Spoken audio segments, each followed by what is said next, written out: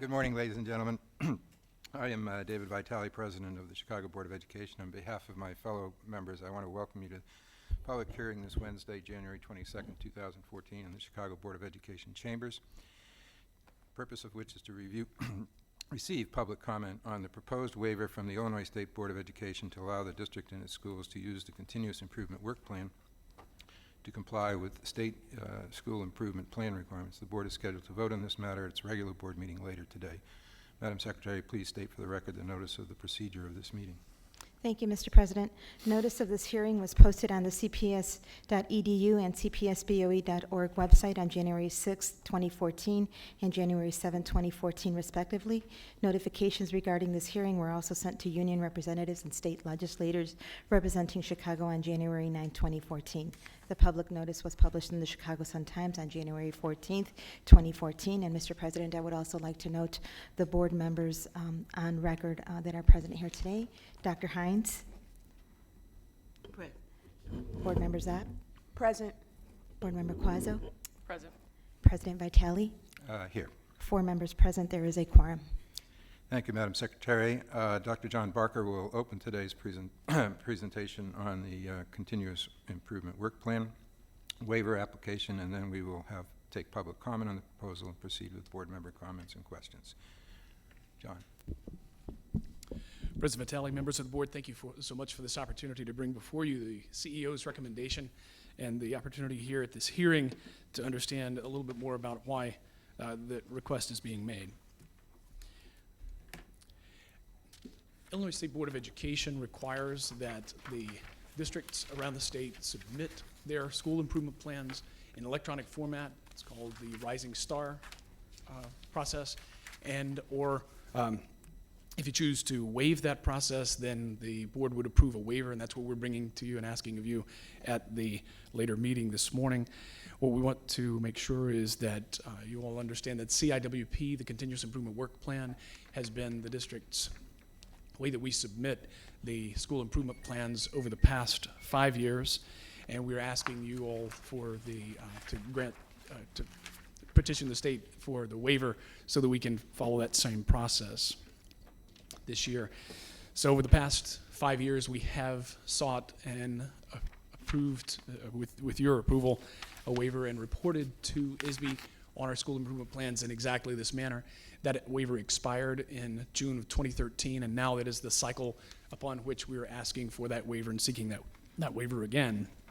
The purpose of the hearing this morning is to take public comment on that waiver request, and again, that waiver request will ultimately be voted on this morning. So just quickly, in terms of procedure, we come to you with the hearing. We then have the vote at the board this morning, and then we will send that on to ISB. What we have heard from ISB is that they have approved and have shared that approval with us, that as we would follow this process, they would actually grant us the ability to submit in this fashion yet again. Thank you, John. Madam Secretary, public comment. Thank you, Mr. President. For the record, I would like to note that registration for the public hearing was held between the hours of 8 a.m. and 8:30 a.m. this morning. Individuals who registered to speak will have 2 minutes to comment, and I will call speakers in the order of registration. This hearing will conclude after the last person who has signed in to speak has spoken, or at 9:30 a.m., whichever occurs first. When called to the microphone, please state your name, and I will proceed, Mr. President, by calling the first speaker. Mr. Jackson Powder, please. Last call for Jackson Powder. Second speaker is Ms. Alexandra Gonzalez. Last call for Alexandra Gonzalez. And Mr. President, if I may note, Mr. George Schmidt did not arrive prior to the closing of registration between the 8 and 8:30, but he does wish to address the board. Sure thing. George? Mr. George Schmidt, please.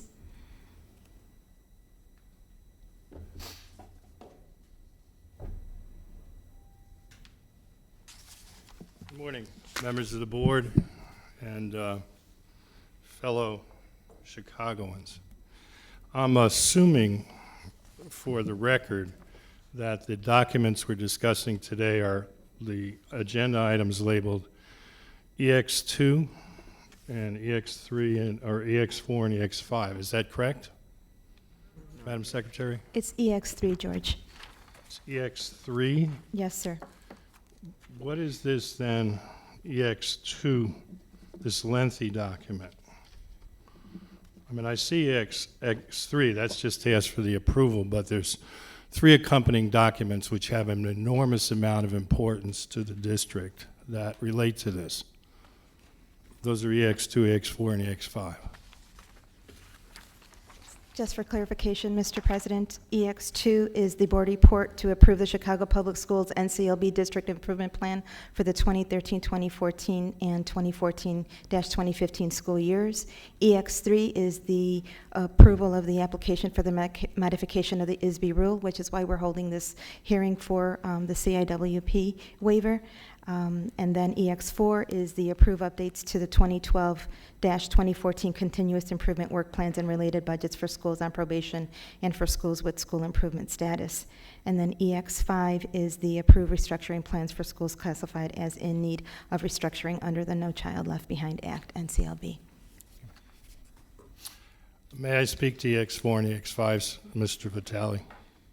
Please go ahead, George. You got 2 minutes. If you look carefully, as I'm sure the members of the board have read this extensive document, you will notice that between 450 and 500 schools are now on probation in Chicago Public Schools.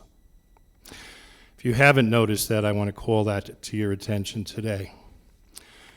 I don't know what your explanation for that is, but for the past 19 years, this board, which is the board appointed by whoever is the mayor, has had a probation policy, and that probation policy has always resulted in several hundred schools being identified as on probation.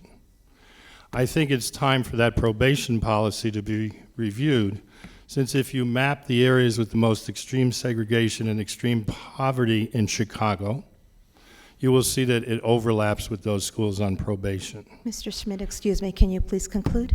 I will. The second thing is the list of schools that can be subjected to reconstitution. If you look at that list, it's quite extensive. The last thing I want to note is that under your probation policy, you list charter schools as being eligible for probation, but you don't put any charter schools on probation. As a result, this Saturday, every charter school, including those that are supposedly failing, will be hosting its wares at the Chicago Charter Schools Expo, better known as the New Schools Expo. Thank you, Mr. Schmidt. I think these things need to be resolved by the members of the board, but I'm sure you'd need to resolve them after reading this. If you have any questions, though, I have read these documents, and I'd like some answers to my questions. Thank you, George. I would observe to you, George, that we have our own policy that applies to the schools as we apply it, but that there is also a federal regulation that we must follow under No Child Left Behind. And the fact of the matter is that much of what you're discussing is actually federal law and regulation that we have to comply with in order to receive federal funds. So our own policy, we unfortunately live with 2 policies. We live with the federal policy under NCLB, and we live with our own policy, and as you know, we have modified our own policy this year.